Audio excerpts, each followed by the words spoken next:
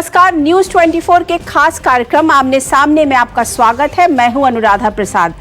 बिहार में पहले दौर का चुनाव प्रचार अपने चरम पर है।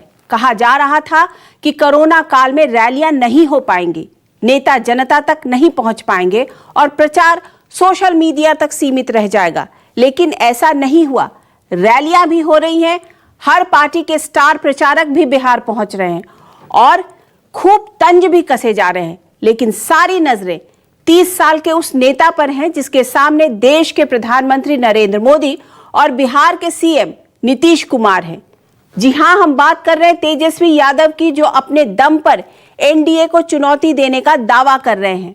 आज खुद तेजस्वी हमारे साथ हैं, जिनसे हम वो सब सवाल पूछेंगे जिनके जवाब आप सब सुनना चाहते हैं। तेजस्वी जी, सबसे पहले मेरा आपसे यही सवाल है कि आप जो हैं, आपके सामने तमाम जिसे कहते हैं राजनीति के धुरंधर महारथी सामने में है। नीतीश कुमार है, नरेंद्र मोदी हैं, जेपी नड्डा है, दूसरी तरफ आप अकेले हैं, तो लालू जी की कमी आज आपको खल रही होगी।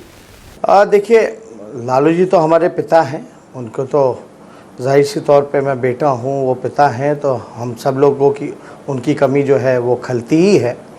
लेकिन अभी जो माहौल है, चाहे जिनका भी आपने नाम अभी लिया है वो हो या और उसमें नाम ऐड ऑन हो जाए, कोई फ़र्क नहीं हो पड़ने वाला, क्योंकि बिहार की जनता ने मूड बना लिया है। ख़ास तौर पे बिहार के लोग जो हैं, मौजूदा जो डबल इंजन की सरकार है तथाकथित, उससे लोग नाखुश नहीं बल्कि नफ़रत करने लगे हैं, क्योंकि 15 साल में कोई कारखाना की व्यवस्था नहीं कराई गई। एक कारखाना नहीं, उद्योग नहीं, निवेश नहीं, रोज़गार नहीं, बेरोज़गारी 46.6 बेरोज़गारी दर है बिहार का, बल्कि सबसे देश का सबसे नौजवान प्रदेश, 60% जहां युवा हैं वो हैं।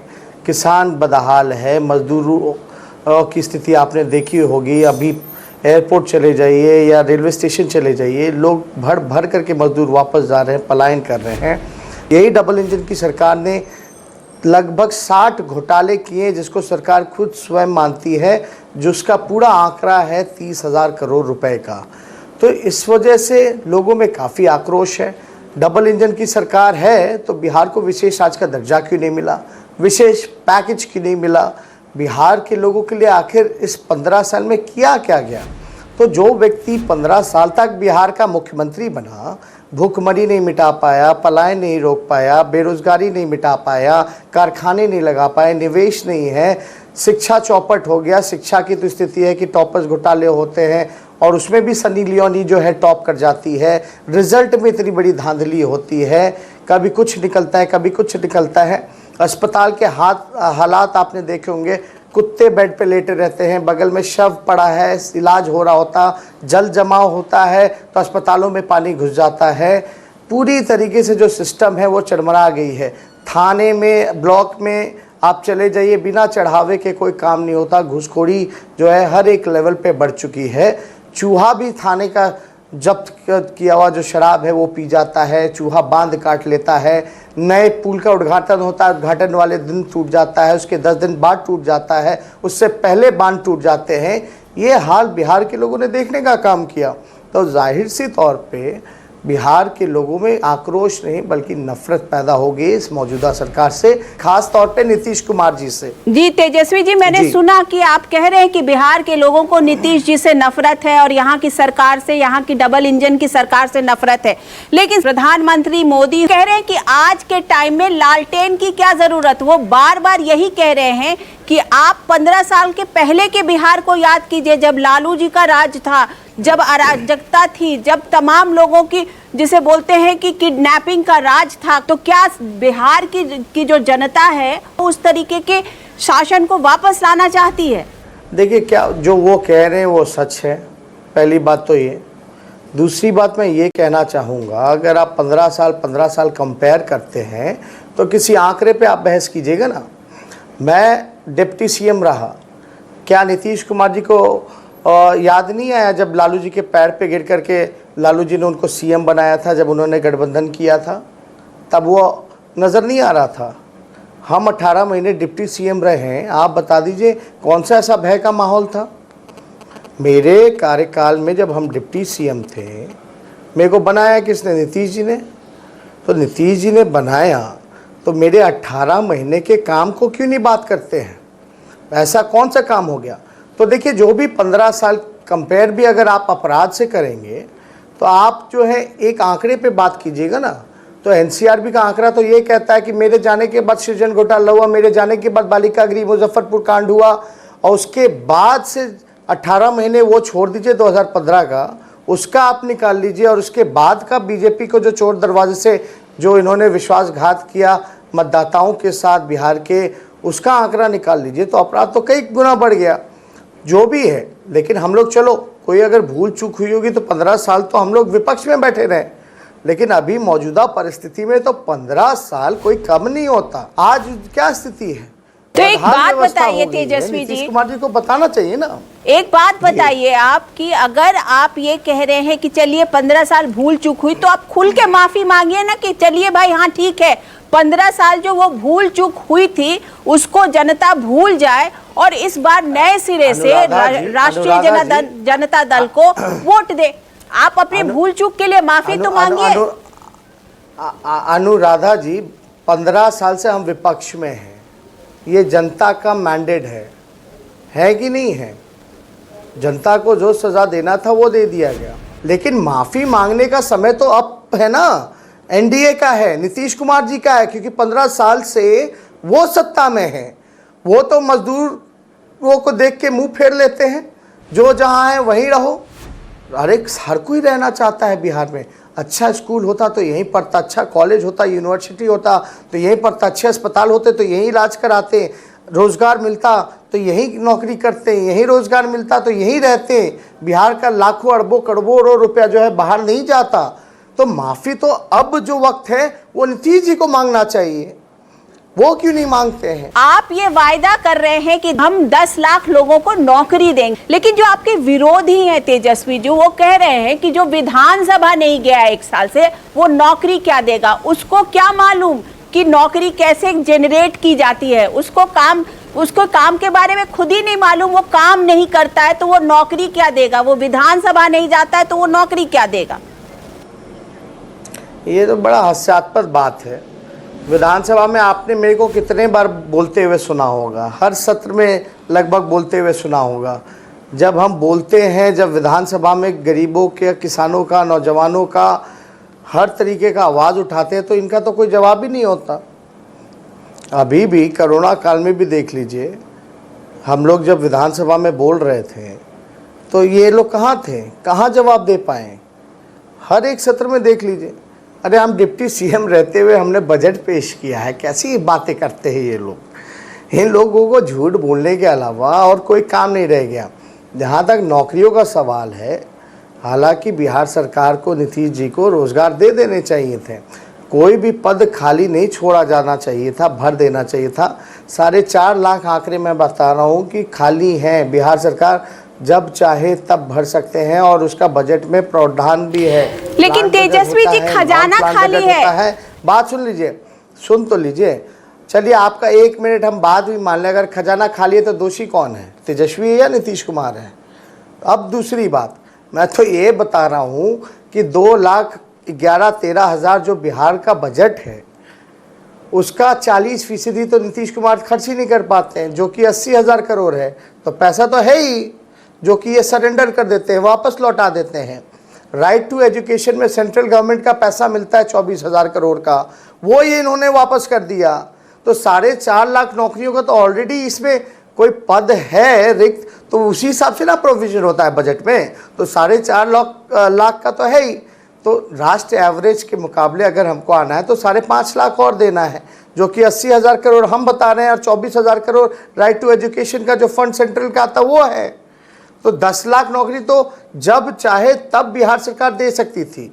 सरकारी नौकरियां क्या आप नहीं चाहती, अस्पताल जाते हैं तो नर्स नहीं होता, कंपाउंडर नहीं होता, डॉक्टर नहीं होता, 60% जूनियर इंजीनियर का पद खाली है, प्रोफेसर्स नहीं होते यूनिवर्सिटी में, अलग अलग विषयों के टीचर नहीं होते स्कूल में। नीतीश कुमार या बीजेपी की सहयोग से बनी उनकी सरकार ने कोई काम नहीं किया। अनुराधा जी, नीतीश कुमार तो कह रहे हैं कि देखिए हमने बिजली दी, हमने सड़क दिया है, हमने पानी दिया है, हम तो लोगों का जनरल विकास जो है प्रदेश का विकास कर रहे हैं, और ये लोग जो है झूठ मूठ का 15 साल पुरानी बात बता रहे हैं।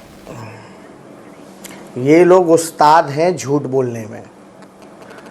1,44,000 करोड़ का पैकेज यूपीए की गवर्नमेंट ने देने का काम किया, मनरेगा यूपीए की गवर्नमेंट ने देने का काम किया, रेलवे के कारखाने, रेलवे में नौकरियां यूपीए की गवर्नमेंट में देने का काम किया। बाढ़ में 1100 करोड़, जब 2008-9 में बाढ़ आया था कोसी में, आपको भी पता है, 1100 करोड़ का पैकेज। अभी बाढ़ आया, 85 लाख आबादी प्रभावित रही, 18 जिले प्रभावित रहे। बताओ कोई टीम भी आई देखने सेंट्रल से कि क्या हुआ नहीं हुआ। ग्रामीण सड़कों को प्रधानमंत्री ग्रामीण सड़क योजना के तहत गाँव को जोड़ने का काम किया गया जब रघुवंश प्रसाद जी जब ग्रामीण विकास मंत्री थे, तो उस समय इतना पैसा दिया गया, इतना काम हुआ। और बिजली की बात करते हैं, पहले जो भी बिजली का स्कीम का नाम बदल दिया गया, दीनदयाल उपाध्याय विद्युतीकरण योजना, 50-50 शेयर हो गया स्वराज का। पहले यूपीए के समय में जितने भी केंद्र की योजनाएं होती थी, केंद्रांश का 90% होता था, राज्य का 10% होता था, अब 50-50 हो गया। तो ऐसे गरीब राज्य को इन लोगों ने भार देने के अलावा और क्या किया। और अच्छा ये बताइए कि नीतीश जी आप पर आरोप लगा रहे हैं कि आप उनकी रैलियों में लोगों को भड़का रहे हैं, आप अपने लोगों को भेजते हैं और वो लोग वहां पे जाके नीतीश कुमार हाय हाय, नीतीश कुमार मुर्दाबाद का नारा लगवाते हैं। ये नीतीश जी बोल रहे हैं कि तेजस्वी के लोग आके हमारी सभा को बिगाड़ रहे हैं। एक बात समझने की जरूरत है, नीतीश जी का विरोध ये पहली बार नहीं हुआ, इससे पहले भी कई बार चप्पलें चल चुकी हैं, कई बार लोगों ने काला झंडा दिखा चुके हैं। एक आध साल नहीं, लगातार आप देखेंगे तो 5-6 सालों से उनके साथ ये होता रहा है। ये कह देना कि कोई, अरे भैया लोग नफरत करने लगे हैं आपसे, लोग गुस्से में हैं आपसे, आप उनकी भावनाओं को नहीं समझ रहे, आपको उनकी तकलीफ़ को दूर करना चाहिए था। आप बताइए, जो व्यक्ति बगल के मुख्यमंत्री हेमंत सोरेन हैं, वो प्लेन भेज के मजदूर को बुलाते हैं, रेलवे स्टेशन के बाहर गुलाब का फूल लेके खड़ा करते हैं, और ये अपने ही मजदूर को आते तो चिट्ठी निकालते हैं, जो मजदूर आएंगे अपराध करेंगे, लोगों को रोजगार नहीं दिया, कारखाना नहीं दिया, महंगाई चरम सीमा पर है, तो लोग गुस्सा नहीं करेंगे? वो मुख्यमंत्री हैं भाई, किसके सामने वो प्रकट करेंगे अपना गुस्सा? 144 दिन से कोरोना काल में नहीं निकले, अभी भी तो कोरोना है, अब क्यों वोट मांगने निकले हैं? उस समय तो हवाला दे रहे थे कि गाइडलाइंस का पालन करना है, अब क्यों नहीं पालन कर रहे? अब क्यों निकल रहे हैं? अब क्यों वोट मांग रहे हैं? क्या कोरोना का डर उन्हीं को है? बाढ़ पीड़ितों से मिलने गए क्या? जब नहीं जाएंगे तो यही हाल होगा, विरोध होगा। अच्छा ये बताइए तेजस्वी जी कि आप भी तो यही कह रहे थे कि इलेक्शन अभी नहीं होना चाहिए, अभी इलेक्शन को पोस्टपोन कर देना चाहिए कोरोना काल में, लेकिन जब इलेक्शन शुरू हुआ और इलेक्शन होने लगा तो आप भी तो 12-12, 15-15 रैलियां कर रहे हैं। आप एक बात बताइए, हमने तो बोला अगर कंट्रोल में हो जाता है, नहीं हो पाता है कोरोना, तो आप विलंब भी कर सकते हैं, आगे भी डेट बढ़ा सकते हैं।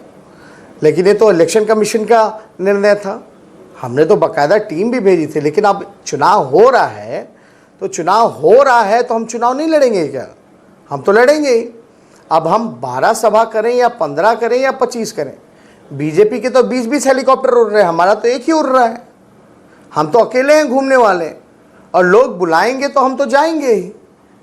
चुनाव है तो लड़ेगा ना भाई, मेरे तरफ से कौन घूमेगा? अच्छा तो ये बताइए कि आपकी रैलियों में ये देखा गया तेजस्वी जी कि भीड़ तो बहुत आ रही है, लेकिन क्या वो भीड़ जो है वो वोट में तब्दील करेगी? आपको क्या लग रहा है? क्योंकि भीड़ का आना एक चीज होती है, लेकिन वोट में कन्वर्ट होना दूसरी चीज है। कुछ सर्वे भी आ रहे हैं, जिस तरीके के सर्वे आ रहे हैं तो आपने भी देखा होगा, वहां तो कहानी कुछ और दिख रही है। अब देखिए, अब सर्वे वगैरह तो चलता रहता है, कितना हकीकत है, किस हिसाब से सर्वे किया गया है। कुछ सर्वे अच्छे होते हैं, कुछ झूठे होते हैं। कुछ चैनलों ने किया है, उन्होंने हरियाणा का भी किया था, बहुत जगह का। इस पर हमको टिप्पा टिप्पणी नहीं करना। जनता ने मूड बना लिया है और जो भीड़ आ रही है, क्योंकि लोगों को उम्मीद है हमसे, लोगों की आशाएं हैं हमसे, जो हमने विकल्प दिया है लोगों को, जो विज़न रखा है सामने, लोगों को भरोसा है। और माफ़ कीजिएगा, ये ठीक है वोट में कन्वर्ट होता है नहीं होता, लेकिन इस बार पूरी तरीके से लोगों ने मन बनाया है। और ये जो लोग आ रहे हैं ये हर जात के लोग हैं। इसमें स्वर्ण जाति भी हैं, पिछड़े भी हैं, अति पिछड़े भी हैं, दलित भाई भी हैं, आदिवासी भी हैं, अल्पसंख्यक भाई भी हैं। मतलब कि हर वर्ग, हर धर्म, हर जात के लोग आ रहे हैं। उनको एक उम्मीद की किरण जो है वो नज़र आ रही है, जो कि नीतीश कुमार जी को आप देख सकते हैं एकदम थक चुके हैं। बिहार संभल नहीं रहा। उन्होंने तो बोल दिया कि भाई बिहार में कारखाने नहीं लगा पाएंगे क्योंकि लैंडलॉक्ड स्टेट है, बिहार में समुद्र नहीं है, नौकरियां नहीं दे सकते। लेकिन उनको ये भी तो बताना चाहिए कि पंजाब बिहार से इतना छोटा सा राज्य है, हरियाणा इतना छोटा सा राज्य है, लेकिन बिहार के मजदूर वहाँ जाते हैं फैक्ट्रियों में, वहाँ जाते हैं कारखानों में, काम करते हैं। और जब समुंदर नहीं था तो लालू जी ने 3-3 कारखाना बिहार में कैसे देने का काम किया। पहले शुगर मिल कैसे लगा था जो बंद हो गया इनके राज्य में, जूट मिल, पेपर मिल बंद हो गया इनके राज्य में, वो कैसे लगा था। इसलिए तो हम कह रहे हैं इन्होंने हाथ खड़े खुद ही कर दिए। इस बार के आप लोगों के पोस्टर में लालू जी और राबड़ी जी की तस्वीर गायब है, क्यों? ये कुछ समझ में नहीं आ रहा। ये कोई चुनावी बहस नहीं है, ये कोई चुनावी एजेंडा नहीं है। लालू जी, राबड़ी जी लोगों के दिल में बसते हैं, ये साफ है, कोई इससे इनकार नहीं कर सकता। लालू जी सबसे बड़े नेता हैं, मास लीडर हैं, इसको कोई इग्नोर नहीं कर सकता। हम सबों के नेता हैं, राष्ट्र अध्यक्ष हैं। और हर एक पॉलिटिकल पार्टी का अपना कैंपेनिंग होता है। हमको अगर चेहरा महागठबंधन ने बनाया है, हम मुख्यमंत्री के उम्मीदवार हैं, तो लोग हमको कहेंगे ना, हम लोगों की सुनेंगे और हम लोगों का काम करेंगे। हम मुख्यमंत्री रहेंगे तो हम लोगों के बीच जाएंगे, हम काम करेंगे। लालू जी तो नेता हैं ही, लेकिन कुछ लोगों को इतनी तकलीफ़ क्यों हो रही है वो हमको समझ में नहीं आ रहा। 2015 में भी आपने चुनाव को कवर किया था, उस समय भी महागठबंधन था, नीतीश कुमार जी चेहरा थे, तो केवल नीतीश कुमार जी का ही चेहरा था। और आश्चर्य की बात है, लोग इस पे सवाल उठा रहे हैं। आज बीजेपी के अखबारों में विज्ञापन आया है जिसमें केवल मोदी जी का फोटो लगा है, नीतीश जी का तो फोटो ही नहीं लगा। उस पे क्या कहना है उन लोगों को? अच्छा, एक बात बताइए आप कि चलिए खाटी राजनीति की बात करते हैं तेजस्वी जी। देखिए इलेक्शन होगा, रिजल्ट्स क्या आएगा, क्या इस तरीके के कॉम्बिनेशन की बात लोग कहने लगे हैं कि अगर तेजस्वी जी को किसी का सपोर्ट की ज़रूरत पड़ेगी, अगर चिराग के सपोर्ट की ज़रूरत पड़ेगी, तो क्या आप चिराग के दरवाजे पर दस्तक देंगे? आप पहली बात तो इतना हम बता दें, आप खाटी राजनीति की बात कर रहे हैं, हम तो ठेठ बिहारी हैं। जो कह रहे हैं वो सच होने जा रहा है। जो हमने वादा लोगों से के साथ किया है, जो संकल्प और जो प्रण हमने लिया है। दूसरी बात कि हम महागठबंधन में लेफ्ट पार्टियां हैं, सीपीआई, सीपीएम, माले, कांग्रेस और आरजेडी। हम क्लियरली बता रहे हैं, आपको स्पष्ट रूप से बता रहे हैं कि हम कंफर्टेबली मेजॉरिटी में आ रहे हैं, सरकार बनाने जा रहे हैं, इसमें कोई दो राय नहीं। और जहाँ तक चिराग पासवान जी की बात है, उन्होंने तो स्पष्ट कह दिया वो बीजेपी के साथ है। हर मंच से वो कह रहे हैं वो बीजेपी के साथ है। कोई सवाल ही नहीं पैदा होता जो पार्टी बीजेपी के साथ है उसके साथ हम हाथ मिलाएं। तो ये ठीक है, लोग अपना कयास का बाज़ार जो है वो चालू रखें, लेकिन हकीकत कुछ और है। सच ये है कि हम कंफर्टेबली मेजॉरिटी में आ रहे हैं। अच्छा, एक बात बताइए कि आप तो हमेशा से नीतीश जी को पलटू राम बोलते रहे, पलटू राम चचा बोलते रहे हैं आप। नीतीश जी जो है वो पलटू राम चचा है। तो क्या अगर नीतीश चचा की आपको ज़रूरत पड़ी, अगर ज़रूरत पड़ी तो आप उनका भी सपोर्ट ले सकते हैं? क्या हो सकता है? अगर राजनीति की हम बात कर रहे हैं, हमें भी पता है कि ये कयास है, पर इस तरीके के कयास लगाए जा रहे हैं, इसलिए ये सवाल बनता है। देखिए, कुछ लोग राजनीति सिर्फ अपने स्वार्थ को पूरा करने के लिए करते हैं, कुर्सी का उनको प्यार होता है। नीतीश जी का पहला प्यार उनका कुर्सी है और आखिरी प्यार भी उनका कुर्सी है। हम राजनीति करते हैं अपने नीति, सिद्धांत और विचार के लिए, विचारधारा के लिए। हम में और नीतीश जी में बड़ा ज़मीन आसमान का फ़र्क है। अगर हमको ही मुख्यमंत्री बनना होता तो बीजेपी के साथ चले गए होते अपने विचारों का सौदा करके, जैसे नीतीश कुमार जी ने चोर दरवाजे से बीजेपी को सरकार में लाया। तो और हम जो है जनादेश का सम्मान करना जानते हैं, अपमान करना नहीं जानते। नीतीश कुमार जी ने हर बार जनादेश का अपमान किया है। 4 साल में 4 सरकारें देखी हैं, हर बार वही मुख्यमंत्री रहे हैं। ये साबित होता है कि उनको जनता के जनादेश का कोई सम्मान नहीं है। स्थिर सरकार नहीं दे पाए हैं वो, मेजॉरिटी आने के बाद भी कभी इधर कभी उधर।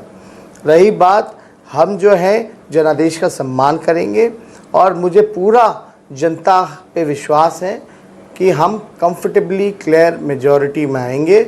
और अगर जनादेश है नीतीश जी के विपरीत तो उनका साथ लेने का कोई मतलब नहीं रहता, क्योंकि हम जनादेश का सम्मान करना जानते हैं। आपकी जो ये लड़ाई है ये नीतीश जी के साथ है या प्रधानमंत्री मोदी जी के साथ है? आप किससे लड़ रहे हैं? ये ना तो लड़ाई मेरी और नीतीश जी की है, ना तो लड़ाई लालू जी और बीजेपी की है। बात को ये स्पष्ट रूप से समझना पड़ेगा।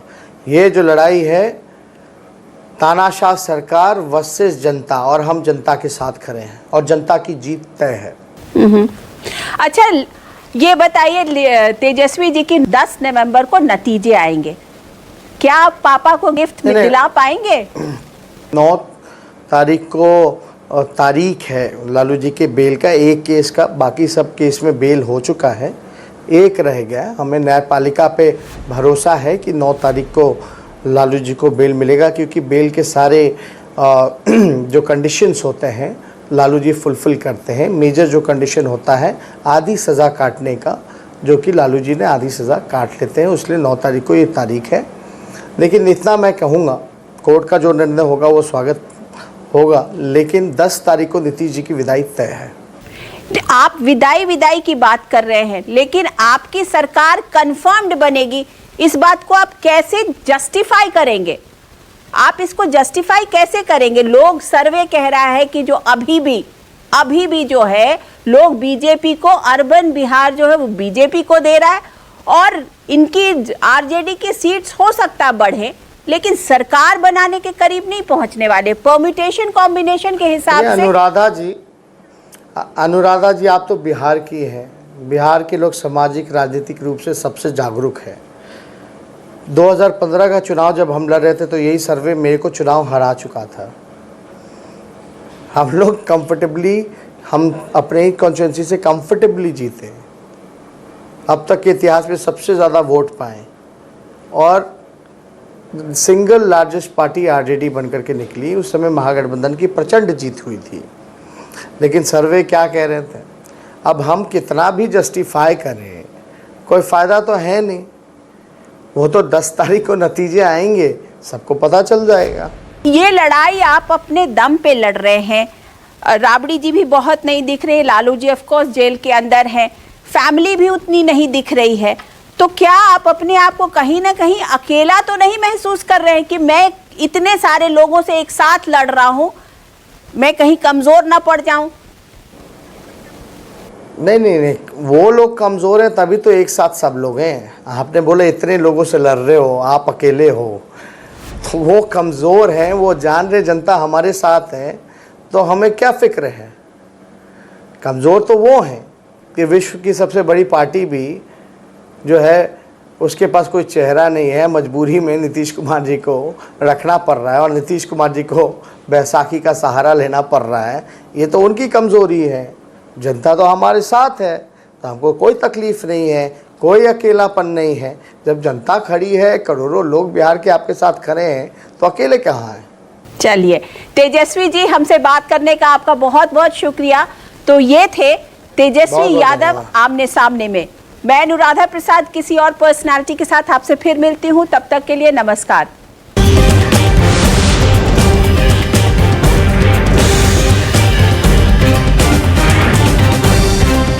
नमस्कार, मैं हूं मानक गुप्ता।